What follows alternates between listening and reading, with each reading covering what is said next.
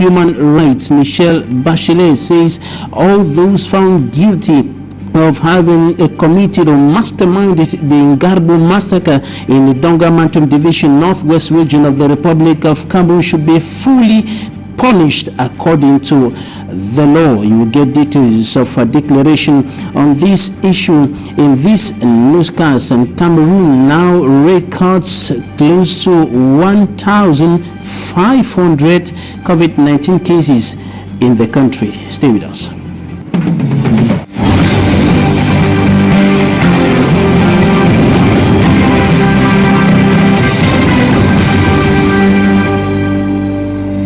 Thanks, ladies and gentlemen, for staying with us in this edition of the 6 p.m. primetime newscast on Equinoxe Television, live from our headquarters in Cameroon's economic capital, Douala. I am Bable Jonathan. We begin with news on the COVID-19 pandemic in the Republic of Cameroon. The Prime Minister and Head of Government, Chief Dr. Joseph John Ngute, and other members of government were evaluating the COVID-19 situation of the Republic of Cameroon.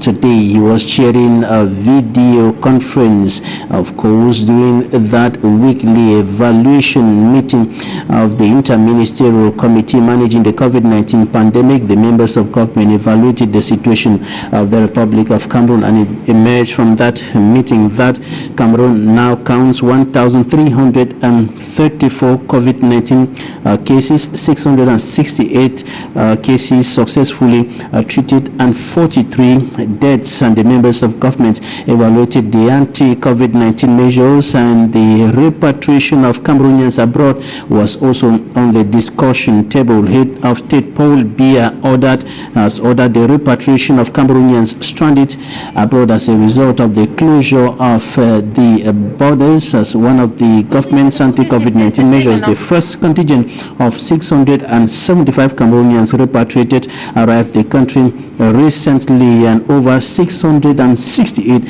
are still stranded in different African countries, and the COVID-19 figures continue rising, and the authorities are also stepping up measures to prevent the spread of the coronavirus across the country. Here in Cameroon's economic capital, Douala, the divisional office and other authorities in the 4th subdivision went on today disinfecting markets in Bonaberi, Douala 4.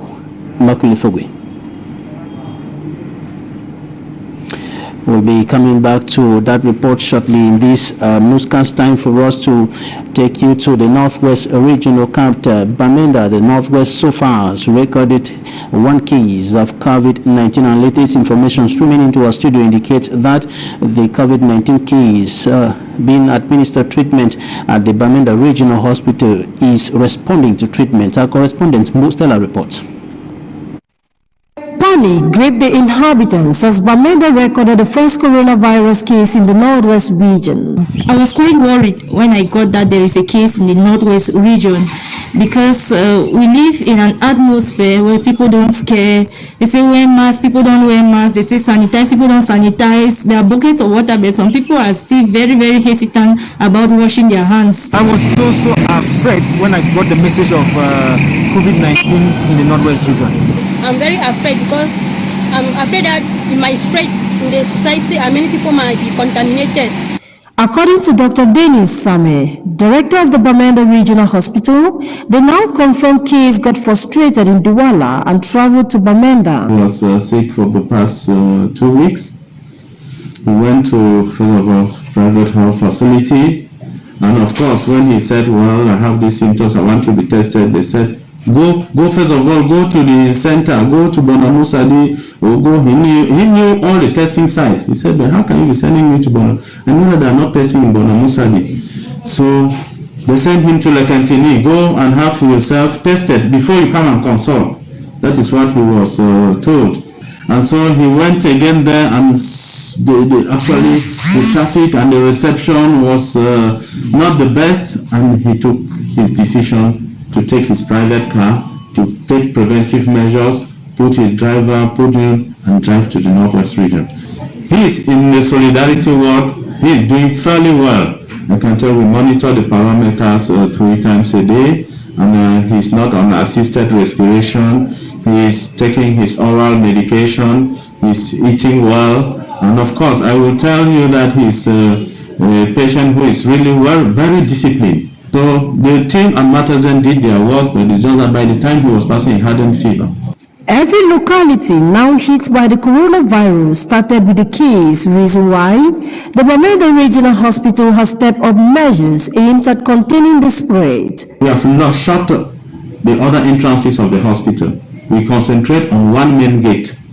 And so everybody passing through this main gate will undergo a pre-screening and washing of hands. You know, we have to wash hands at the main gate, and all the medical staffs, everybody knows that 24 and 24 as you're in the hospital, you have to put on your mask, you have to wash your hands after each patient, or you sanitize your hands. And the other thing is that the team from the regional delegation again, that moved to some other entrances like Widicum.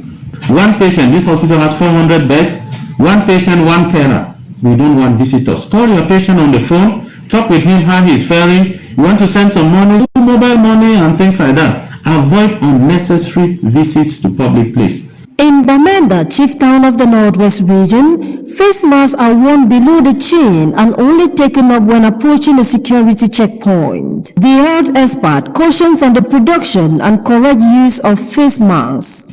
If you have not been wearing your mask, this is the time you should not joke. If you have been going to and strolling in the market, sitting in off license to drink, this is the time you know it is not necessary. One other thing, if those who are producing have already been accredited, they are hygienic. Wash your hands well, you sanitize your hands, and then you sew the mask. At the end, you iron them. Iron and put in the wear gloves, put them in actually sterile plastics. It's when we see people holding masks in the hands, and someone will take and measure and say, this one never fit me, and then he gives back. It is not okay. The first coronavirus case in the Northwest region could be the only if barrier measures put in place are strictly respected. In case symptoms are noticed, inhabitants are advised to call the toll-free numbers and get themselves tested, as the coronavirus test can be carried out at the Bamenda Regional Hospital. The southwest region of Cameroon is counting 13 confirmed COVID-19 cases, and in Mundemba, the last council session saw the coronavirus pandemic taking central stage, and the divisional officer of the Indian division also urged the municipal authorities not to abandon the council because of separatist activities. Derek Jato reports. Receiving administrative fortification as the mayor, first and second deputies respectively, Fowan Lawrence, the senior divisional officer from Indian division, supervised the authority of councils of the said division while performing the installation ritual, told this new team of the Mundemba council a story that he would not like it to repeat itself. Mundemba council was last year abandoned to the senior divisional officer. I'm even seeing some of them now for the very first time. But I want to say the law is no respecter of persons. The mayor has set to carry out developmental projects in Mundemba. With council revenues, she makes sure that all your workers are there.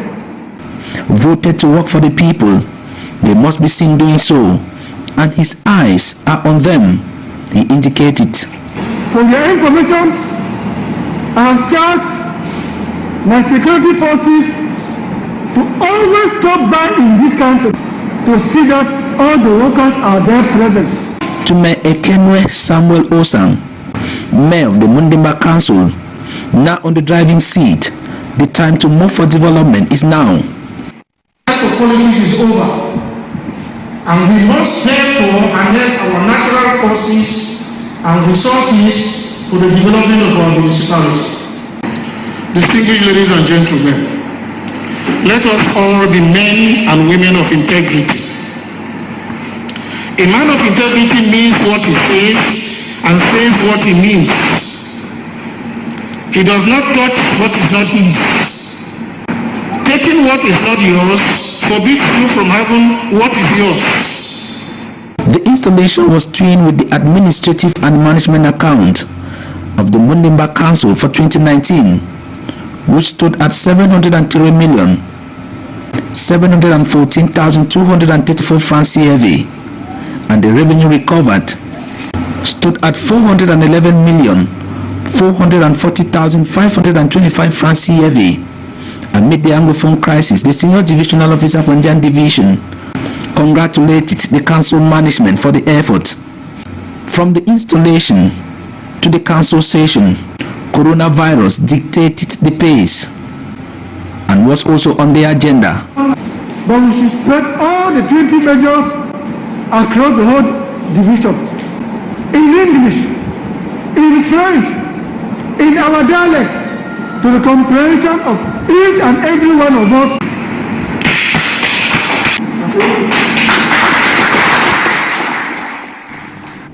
The fight against COVID-19 is also gaining steam here in Cameroon's economic capital, Douala, and elsewhere across the country as the pandemic continues engulfing President Paul Biya's country. The divisional officer of the Douala 4 subdivision and other authorities went disinfecting markets in Bonaberi today. Immaculate Fogwe reports.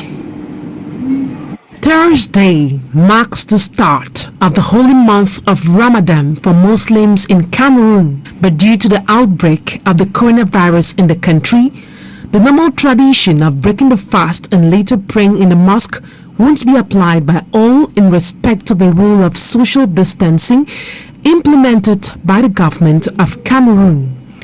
According to the divisional officer for Douala 4, Issa Dauda, not more than 50 people will be allowed to pray in a mosque. Especially the Friday mosque, the prayer of the Friday is still locked. But you see, a part of one or two mosques around, the others are small that can carry at least 30 or 40 persons inside. And then we instructed them twice during the day to do the sanitation of the mosque before they have their prayer, and then to respect the distance measure between two people, 1 meter at least. With several cases of COVID-19 confirmed in the littoral region of Cameroon, an aggressive defense measure is being applied by administrative authorities here at Mabanda Market, located in the Douala 4 subdivision. We are here to implement the measures that have been taken by the government to fight against COVID-19. So today we are in the Mabanda Market to come and do the sanitation. The sanitation is going on with a solution of hypochlorite. Okay, so we are here to implement the measure that the government has stated. Okay, the wearing of face mask and then washing the hands. You see, a part of that, we are outside again to sensibilize our population that it is not a joke. In the course of the sensitization campaign, several persons who were not wearing their face mask were intercepted for sanctioning. According to the administrative officer and his team, failing to take stringent measures now will mean giving a way for several persons to be infected by the coronavirus. 320 prisoners have been set free from some prisons in the southwest and west regions of the country. This is part of government's measures in the fight against COVID-19. Details with Fomi Armstrong Sander. 50 prisoners released from the Kumba Principal Prison in the Kmer division of the southwest region of Cameroon. The 50 released are part of 173 prisoners in Kumba who have benefited from the presidential pardon of some prisoners within the efforts of the government of Cameroon to curb the spread of COVID-19, especially among prisoners in prisons across the country which are highly congested. Barely a week after the presidential decree, 173 benefited in Kumba, with 50 set free under the presence of the senior divisional officer for the Kmer division, Ntundo Chamberlain, and the senior state council for the Kmer. According to officials of the Kumba Principal Prison, 123 of the total number will have to stay back but will see their prison sentences reduced. The senior divisional officer for the Kmer called on the freed prisoners to be exemplary citizens. The time you pass here, I think, like the father, was just to tell you that you are taking the wrong way. In Buda, in the Bambutus division of the West region of Cameroon, 149 prisoners of the Buda Principal Prison benefited from the same measure. We are very happy for this gesture of the head of state. 147 inmates have benefited from this presidential grace. Today we are releasing 78 and 69 will see their sentences being reduced. The beneficiaries were told to see themselves as lucky individuals to have benefited from a decision which failed to include everyone. It's just to make an screening to know that if those guys are feeling fine after their release. The first screening is about COVID-19, after then about HIV, and the third one is diabetes. All those guys, and they give us some of advice about COVID-19. You know that our government give us some measures, that we tell us about those measures, and they are habit everywhere, every time in the city. Penitentiary officials of the Buda Principal Prison also challenge beneficiaries to be better citizens in order not to return to the prison.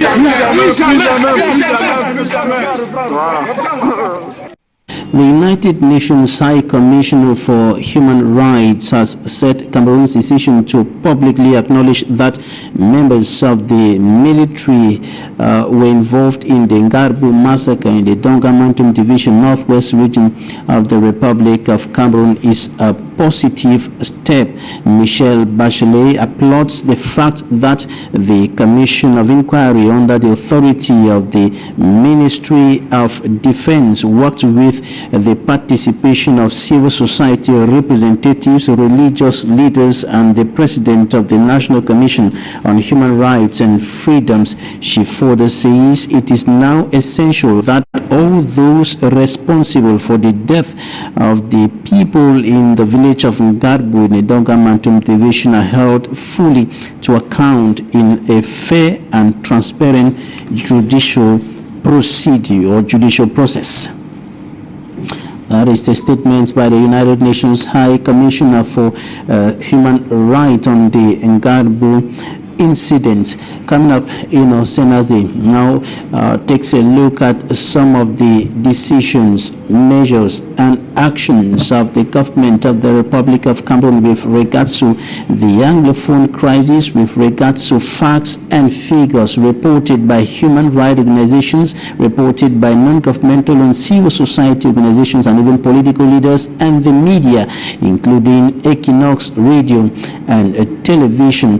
The report notably highlights the some sort of a forward and backward movement of government, always publishing information and coming back to reverse what was said, and of course coming back to the truth. Senazi.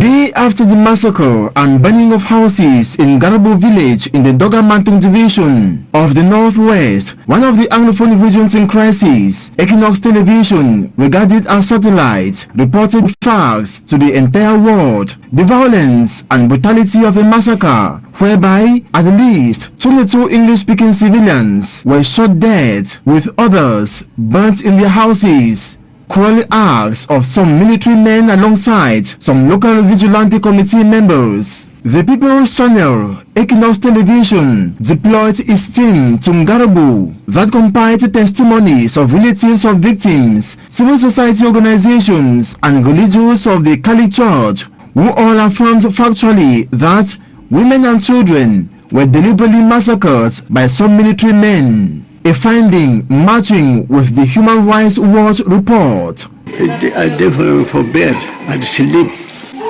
small time. I was sleeping that fateful day. I heard people screaming. Soldiers are around. I told the fleeing people to enter my house and not to be afraid. They come, flow for my place.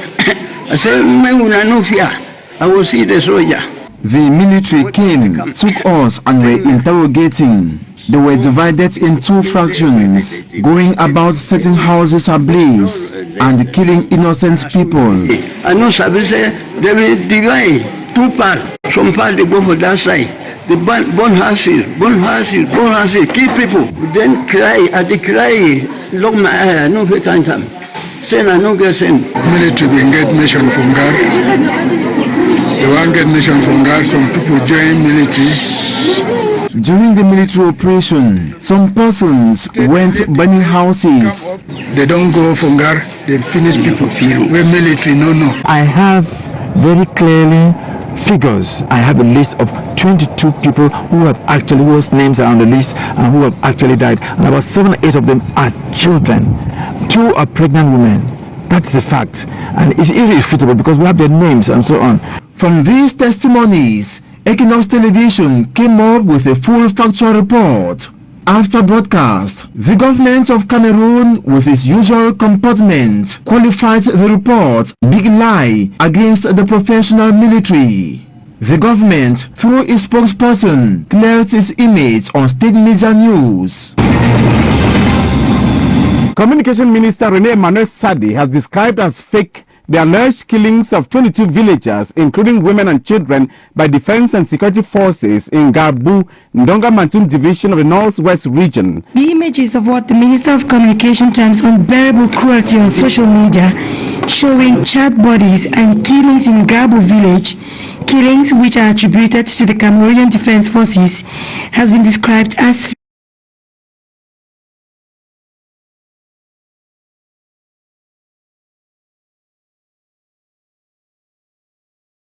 to himself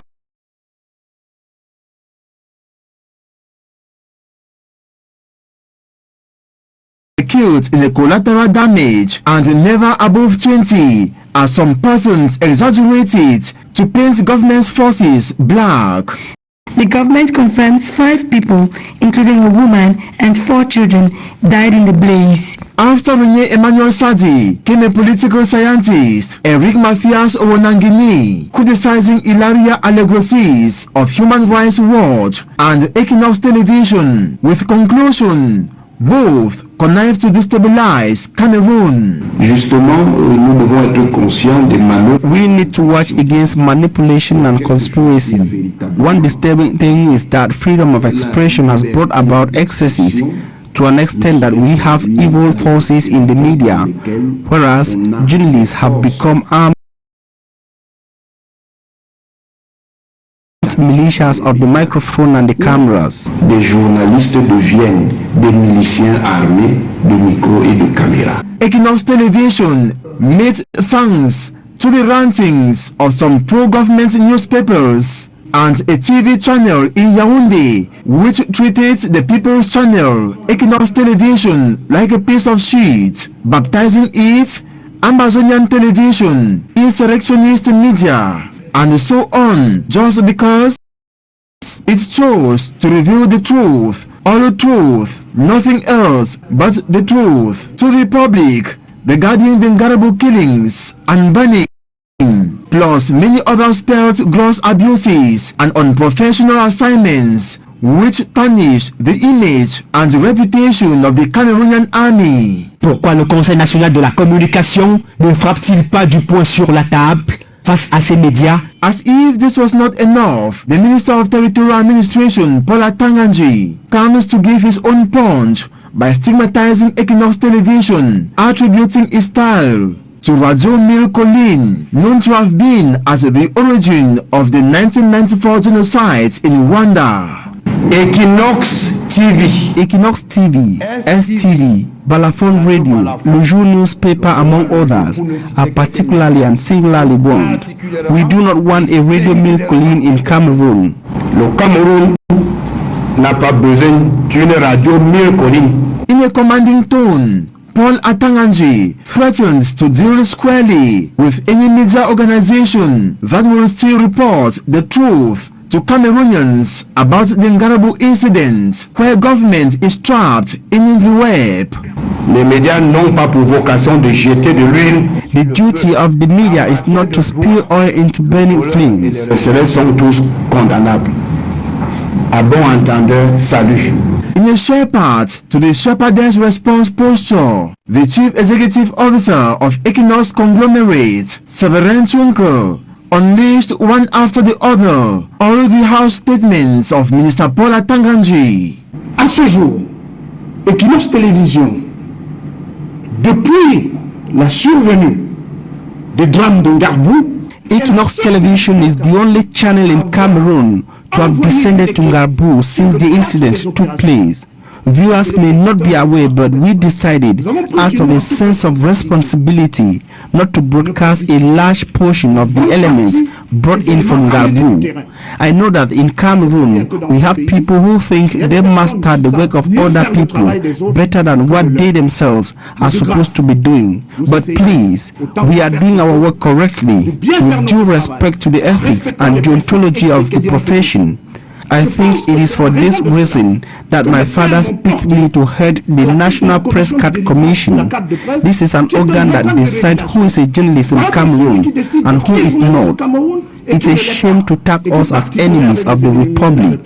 We must learn to recognize good works in this country. Il faut quand même que dans ce pays, on sache reconnaître ce qui est bien fait.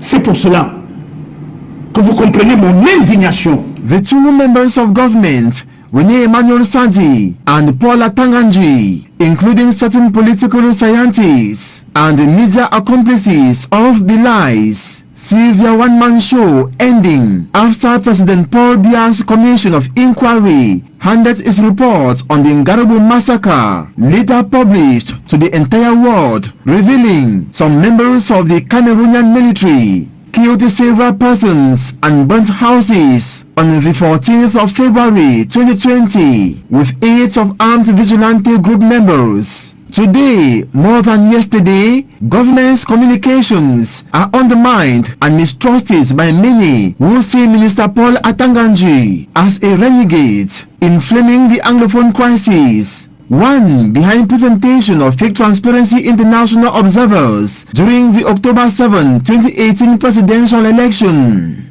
One who affirmed massive participation of the English-speaking populations of the crisis-hit Northwest and Southwest regions in the February 9, 2022 elections. The man who announced a seizure of a stock of arms in a humanitarian ambulance never presented to the public.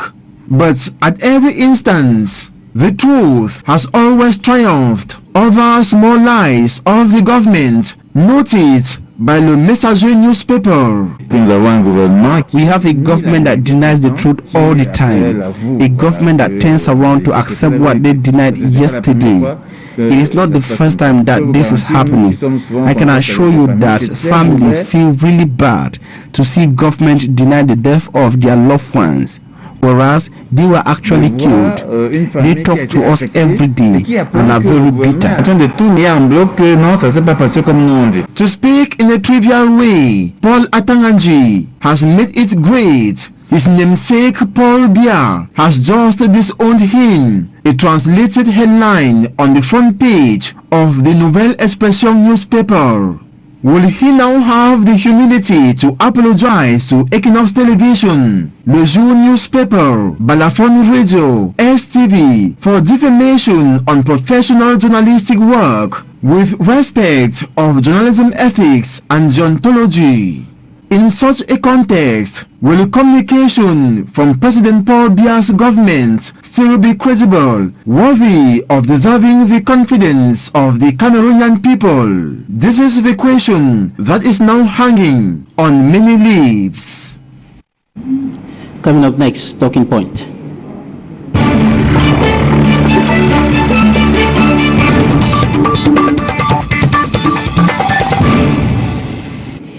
We are going over to Chicago to meet our first guest in this newscast, Dominique Sigoko, a medical doctor, a specialist in epidemiology and public health. Doctor, you're welcome.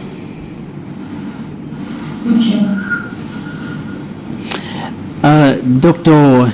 Dominique Sigoko, medical specialist in Chicago, in the United States of America. What do you think about the evolution of the COVID-19 in Cameroon? Today we are at more than 1,300 confirmed cases of the COVID-19 and over 668 persons who have been treated this far. Yes, actually, I'm a little bit concerned about everything that is happening. Because if you look a little bit around different countries such as Senegal, they have done a wonderful job. They have way less cases, and actually they have fewer deaths.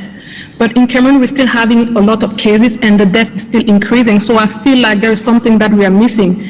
And what I can tell to the government maybe is to start inviting people from Senegal so that they can show us what they have done actually to have this wonderful result. Because in Cameroon, so far, since we keep having this increased number of cases and increased number of deaths, that means there is something that we are not doing well. So I think that it's time for the South and South to collaborate and find a solution for the matter.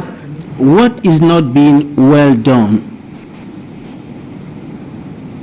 Yeah, that's the question. So I have like a lot of points. First, about the medical stuff. I don't think that, I heard a lot of some of my colleagues from Cameroon complaining that they don't have enough material to protect themselves. So we have faced already 2 deaths of medical doctors. I'm not really sure that it was actually related to COVID, but this is what is spread all around Cameroon, that those 2 medical doctors died from COVID. That means that the protection in Cameroon is not good enough. If the medical staff doesn't have the material, whatever is needed to protect themselves, they will start dying. And we don't have even enough medical doctors to take care of all the COVID patients. Secondly, I think that the population is still not completely educated toward the matter. We are always blaming the population that they are not following the recommendation, but we don't understand how desperate the population is. So we have a big work to really try to understand, to explain to the population what the matter is. And I really think that we should not start ticket, give ticket to those people. Those people, they don't wear masks not because they don't. It's just that they don't understand exactly the matter. Imagine when you leave, it's just for them. It's probably just another calamity happening to them. They have like 2 options. Either I stay home and my family and me will die of hunger. Either I go to the market and do my job and have the risk to be exposed to COVID. So there's a big work that has to be done in the population, and we still have to encourage them to wear a mask. And maybe the government can give a tutorial, can give a tutorial to really tell the population or people who are making that mask what is the standard, So I think that a lot of work has to be done in the population. Dr. Dominique Sigoko, you must have heard about some political and civil society leaders who have been calling for special measures to be implemented in the northwest and southwest regions of the country. And one of those measures is a ceasefire because the situation there is different from the rest of the country. The crisis that has been going on there for the past close to 4 years today. This is not yet happening, and the number of COVID-19 cases is increasing in those parts of the country. In the southwest, there are about 13 cases already, and the northwest has already recorded 1 case. What should be done to prevent the COVID-19 from progressing further in these parts of the country? Yeah, I will start by saying it's so heartbreaking to see that Cameroonians are fighting against each other. Really, it's really heartbreaking. And maybe because of this pandemic, we can just take the opportunity to stop that stupid war. Excuse me to say such word. We don't understand why we have that problem. Now those people are living in such a poor condition, and now we have this disease. Even if the government wants to help them, the government cannot go there, and those people cannot have access to care. So it's really time for the government and those people to really stop that war. We don't know why we have that war. People are still going to die and die and die. And the COVID is just like the peak of the iceberg. Maybe it's not even, they have been dying there for some other disease that are actually very curable. All right. Now, talking about the COVID-19 pandemic at the national level, there are a series of measures, a battery of more than 20 measures that the government has put in place and that have been implemented to stop the spread of COVID-19, and the figures are still progressing, and there's a problem of the protection, the security of the workers, the health personnel. Yeah. I just mentioned it. There's no way, if the work professionals are not protected, there's no way we are going to go get better, because we don't even have enough medical doctors in Cameroon. So imagine those people start dying, so those people are the priorities. Even here in USA, the priorities are medical staff. We asked the population, at some point the government even went and took some masks from people's house to donate to the hospital. So we really have to protect those people. And again, we need a lot of transparency on how this is actually managed. If we want to know what's the trend actually, if they can show the numbers, what they have from the beginning to the end, if we can see that the number is still increasing. Because when I go on different websites, I don't see the number of new cases when I select Cameroon. So how many new cases did we have for the last 10 years? An increase or a decrease? If we are still seeing an increase, that means whatever we have in place is not working. All right, Dr. Sigoko, what about the situation where you are in Chicago in the United States of America? Yeah, so here in Chicago, we still have the quarantine, the stay-at-home order, and actually the school will be closed until the end of the year. So we don't really know what's going to happen, but I know that in the East Coast, we have about 9 states, even in Georgia, it's not in the East Coast, that are thinking about opening the small businesses. And this is the good thing with federalism, actually. The federalism, you have all these different states that are actually independent, so if one state starts open and that we see that there's the coronavirus is not actually increasing, the other state will see what has happened there and will just copy and implement that in their own state. So now in the US, some states are doing better. In Chicago, we are not the worst at all, but we are still very cautious. So far, we know that all the schools are remaining closed, but we really don't know when we will start going back in the office. What information have you been receiving from your fellow Cameroonians, other Cameroonians who are there with you? What is their situation? Actually, the situation that I received from Cameroon is really, really heartbreaking. Really, really. We have several dimensions. I will start with the medical doctors. Here in Cameroon, some friends, some people, medical doctor, we have came together to buy some masks to ship them into Cameroon to some medical doctors because they just don't have the material to protect themselves. It's so heartbreaking when you have a friend who's a director of an hospital and come to you and say, I have nothing to protect myself and my staff. It's so heartbreaking. And now there's a paranoia among the population. Anything is about the coronavirus. The population is not even aware of what it is. We can talk about it all over the news, but the population is still not aware of what it is. And I feel like this is just the desperation of the population, So we have a lot of work to do with the population. And another point that I want to bring is that it's very amazing how we see the energy of the government, how we see how they are committed to fight the pandemic. I really hope that when the pandemic will be over, they will take the same energy to fight other diseases such as malaria, such as hypertension. We need those same energy, all those diseases, because they are very dead in the Cameroonian population. Dr. Dominique Sigoko, talking to us there from Chicago in the United States of America. Thanks, Doctor, for joining us on this edition of the 6 p.m. news on Equinoxe. Thank you. And coming up next, we are receiving our second guest who will be speaking to us from Canada, and we'll be talking about the Ngarbu incident report of the government of the Republic of Cameroon. Stay with us. Thanks for having me once more, Babila. Abdul Karim Ali, what is your opinion about the findings published by government on the February 2020 Ngarbu massacre in the Dongamantu division, northwest region of Cameroon? Let me begin by praising God and ask him to send his blessings upon his prophet, righteous men and women our brothers who have been massacred in Garbu, in Kendem, in Menka, in almost all over southern Cameroon. Thank you for giving me this opportunity, Babila, to address this very good question. I think that the big question that has always haunted investigation is why. So why did it take the government too long to debunk the lies that the first of all told in the first place? When this massacre was done and the people said that the government military had attacked and raised them, Rene Sadi, I suppose I'm calling the name correctly, who is the communication minister, said it was an outright lies.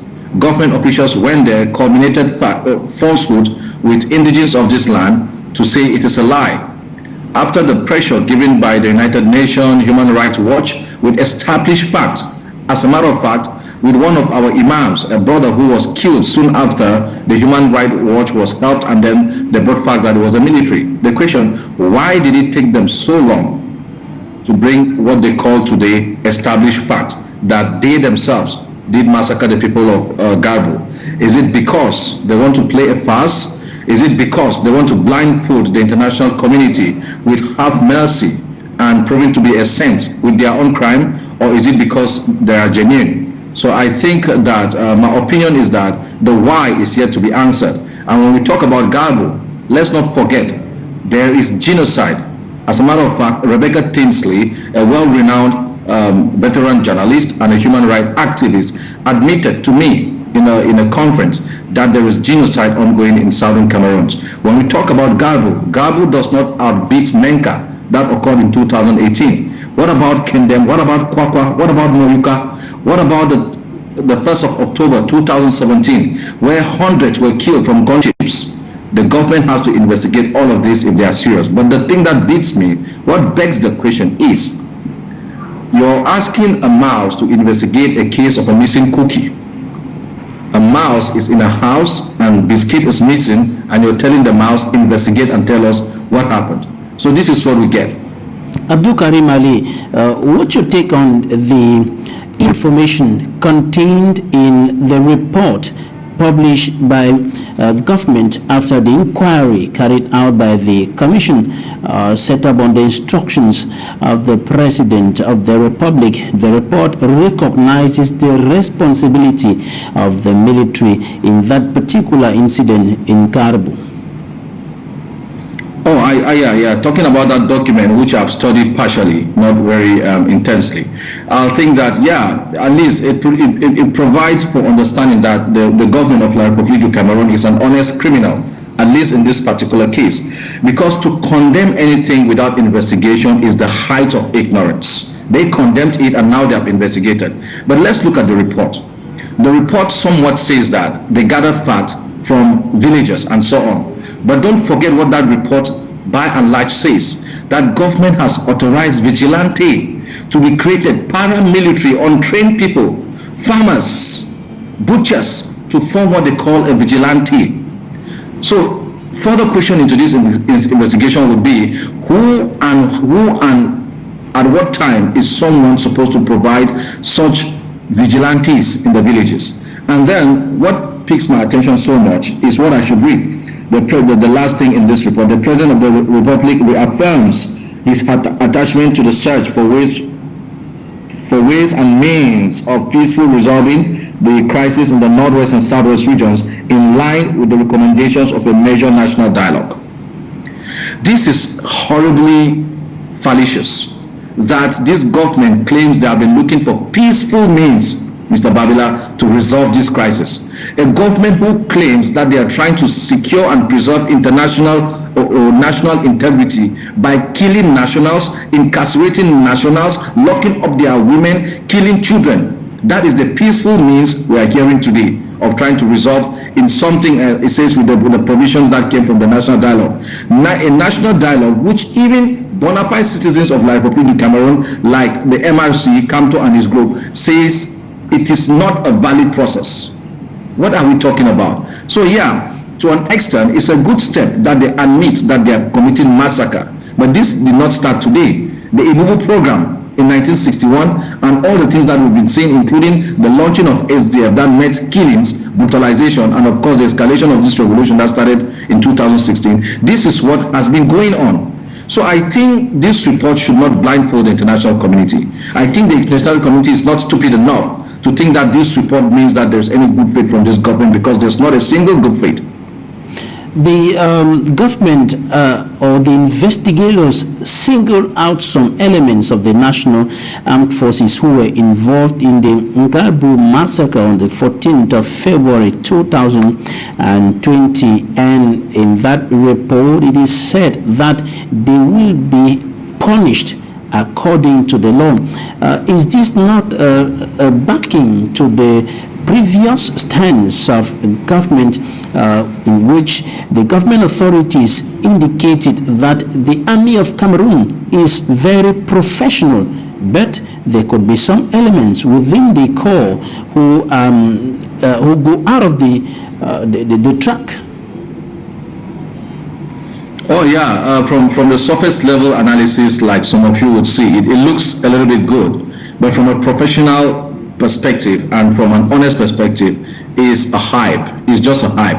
Who do you want to blame? In military, there is command, there is hierarchy. The person who gives the order in the first place to invade a place has to be questioned. So do we start with the president, who is the commander-in-chief, or the minister of self-defense, or do we go to the governors who control the military, or to the commanders? Everybody has to calm down. So it's not about some malicious rogue agents. No, that's not what it is. It's about targeting a specific people. These people have been given the order. If you see their attitude till this day on the street of southern Cameroon, they have been given the order, in their own words, to crack down. I am not inventing these words. This is the language. How can a government crack down its nationals? Just for thinking about it. So now, where do they want to start? But Abdul Karim, the crackdown announced by the President of the Republic is not on everybody, but on some citizens who have decided to carry guns and fight the military, and fight for a particular cause, that is the restoration of the statehood of the former southern Cameroons. Oh, now that you mentioned this, let's remind ourselves this. I'm sure you know, but let's remind ourselves. No, these people did not carry guns to fight the military. Mr. Babila, this is something very contemporary, very, very much recent. These people have been under pressure of segregation and subjugation, brutalization for 58 years. 3 years ago, their lawyers and teachers wanted just reforms. These lawyers and teachers were beaten, humiliated, locked up. The people came to talk with the government. The government talked with them and banned the consortium, calling it a terrorist group. On the 22nd of September 2017, they decided to do a peaceful protest, which was their cry that had been crying for 58 years, and for the release of their consortium leaders. These people were beaten, killed, and thousands of them incarcerated. It took 6 months before they started saying we have to defend ourselves. Let's present it this way. Why are other countries not having people who want to defend themselves against their own government? So, I mean, when we put it that way, it is true, people have taken arms, it is no news. People have claimed that they control these arms, it is no news. But for us to say that they have picked up arms to fight the military, they should have been fighting in Yaoundé. They are not there. They are still on their homeland, simply defending themselves. And if this military have killed children, mothers, raised parents in their homes, what does that make of you? Are they trying just to crack down specific people, or they are actually dealing with a set of people? Actually, the definition of genocide, killing people for not doing anything but for being who they are. That is exactly it. That is exactly it. So yeah, the government can do all of these things, but I trust the international community. They are not stupid, they are not foolish. They have a lot of information about this crisis, and the truth shall prevail. The national dialogue is not going to resolve an international problem. This problem is not just national. It involves the United Kingdom, Britain, it involves the United Nations, it involves France, it involves Southern Cameroon, it involves the Republic of Cameroon. It cannot be resolved from a national perspective, from a one-man called monologue shot. It will not work. It has to involve all stakeholders, whether we like it or not. Whether we crack everybody down or we do not crack everybody down, this issue will be resolved on the table. Some civil society leaders, including persons like Dr. Eta Ewon, a coordinator of the Cameroon Patriotic Diaspora, think that the whole truth has not yet been revealed as far as the Ngarbu incident is concerned. For example, the official figures today stands at 13. That is 13 people killed in that incident. But we remember that the church, the Roman Catholic Church, the non-governmental organizations like the Network of Human Rights Defenders in Central Africa, Human Rights Watch, and many others, and even Equinoxe television went investigating, and the figures were more than 20 or about 30 persons killed in that incident. Do you think that the whole truth has been revealed in that report? Oh, never. I mean, there's no investigation, even with the sophisticated technology and expertise of the West. Investigation has never been 100%. Most times it has a level of probability to what extent it is true. And with this case, you cannot trust these mouths to even tell you close to the number. No way. And let's not forget the history of this particular regime. Let's not forget mass graves that have been discovered. So definitely it is underreported, and this is no doubt. The only positive thing is that they themselves have an implicit direct admission that they are doing massacre. And this is why we're reminding the world that it's not just about Galbo. There is Menka, there is Kendem, there is Kwakwa, there is Bamenda, there is Buya, there is everywhere. Let the investigation, and this is exactly why Southern Cameroonians are fighting. They are fighting because they want these issues to be looked at. These human rights abuses should be looked at. The cause has to be looked at, and the cause is simple, that a people who are supposed to be free, self-determined, in their own terms and correction of international views and cosmology, have been subjugated and relegated to a bottom line under a country that doesn't know democracy. And we're talking about Southern Cameroon, the first democracy in Africa, a country that entered a so-called union with another country who has a singular government since independence, a country that has had 3 different elected governments. That's what we're talking about. You can see the anger, and the international community must understand this. They must understand this, whether or not there is confusion or there is crackdown or there are reports like this. We have to address these root causes, and we're saying that the bottom line of this report is trying to this report from Republic of Cameroon is trying to give some relevance to that national dialogue, which the world knows has no relevance.